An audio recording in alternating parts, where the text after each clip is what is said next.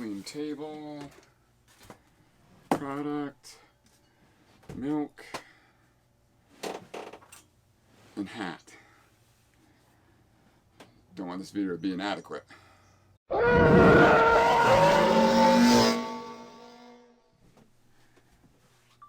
3, 2, 1, synchronize.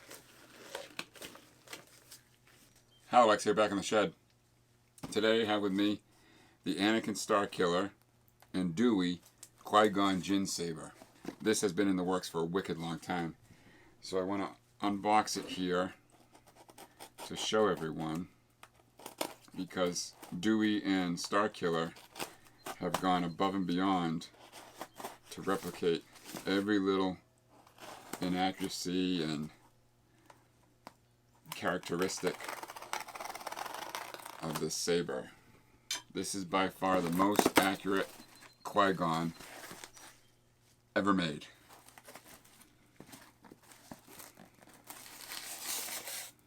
Oh wow.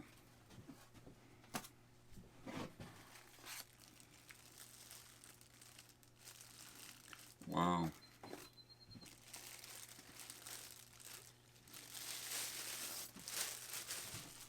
Wowzer. Wow.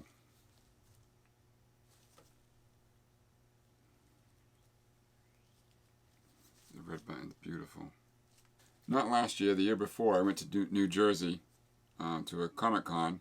I picked Starkiller up and took him with me. And in the car, he was talking about the troubles he had with shops machining this. He and Dewy finally found a shop to machine this black section here correctly, and it's unreal. So I just wanted to point out some things on this replica that nobody else has done. And it's machined so the dueling rod inside, or the remnants of the dueling rod inside, is off center, and that's steel too, so it will patina with age if you want it to. And then there's a ledge at the emitter here that every other replica fails to copy, and Dewy and him nailed this out of the park, including the recesses here. The scoops out of them are not plunged straight, they're actually like a scoop, and every one is a different depth, which is the first time I've ever seen that replicated. This ledge right here also has multiple steps from where they were using the tool to cut it, which is overlooked on every other replica. The body is cut just like the real prop, with certain things asymmetrical. Some are thicker than others. This part here, I believe they call it the shroud, was by far the hardest part for them to make, and I kept hearing the stories. Starkiller would call me and explain the situation on, how they can't cut this correctly. So Starkiller and Dewy actually made a steel jig to mount the tube in so they could cut these things, because the CNC couldn't cut them. Both sides are different. These swoops are cut differently. They're not, as you can see here, they're not symmetrical. So to get that exact, they had to actually make their own jig to do that. The button is the same button from the Obi-Wan run, where Dewy actually hunted down the original tool to make this knurling. They sent the tool to the shop to start making the buttons, and they actually didn't know how to use the tool. So between Starkiller and Dewy, they had to actually write up a tutorial on how to use that machine tool to make this correct knurling. And the anodize is perfect too. I think it's the same exact button from the Obi-Wan. They have found the actual button, and that's how they got the color and the knurling so perfect, because they found the actual button that they used.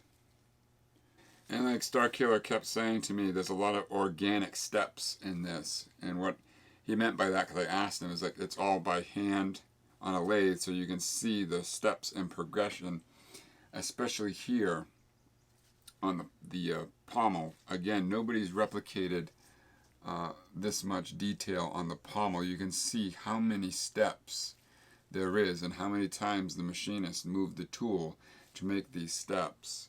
This ledge here, this chamfer here, this flat spot here. Meanwhile, this section here has got a bevel, and this has got this raised section. All different. And if you look, it kind of swoops in, and this swoops up. You might not be able to see this on screen, but when you hold yours in hand, you'll understand. The wheels were made out of the original molds, or the original injection molded molds. Starkiller came up here to visit me in the shed and brought the prototype, and I was standing right behind the camera, where the camera is now, examining the prototype because I had a table over there with all sorts of sabers he was working on. And I'm holding the prototype, and it just fell right out of my hands, right on the floor. Boom. Thank God it didn't break. My heart stopped. I was this saber, like all the other prequel sabers, was made by hand, so there's a lot of inconsistencies. Like here's another one where you can see much more material here on this side of the shroud than this side. So this actually started as a run on the RPF. He didn't have these listed in his shop. He just got them in off the boat and started shipping them Friday, I think, or Thursday. I got mine Saturday. So I wanted to unbox it and do a little video on it because this has been in the works for a wicked long time. And this is probably by far my favorite prequel saber, just because of how kind of basic it is. Just an aluminum shroud, the black rib section, and a red activation button. I also like the steel emitter cap, it gives it a little bit of weight.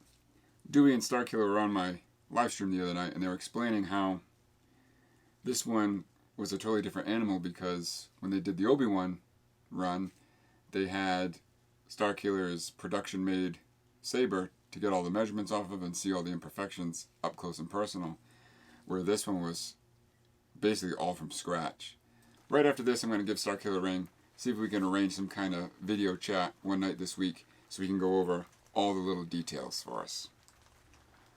With all that said, I want to thank you all for watching. Keep an eye out for the next video, and most importantly, be kind to one another. This is Haloax, out.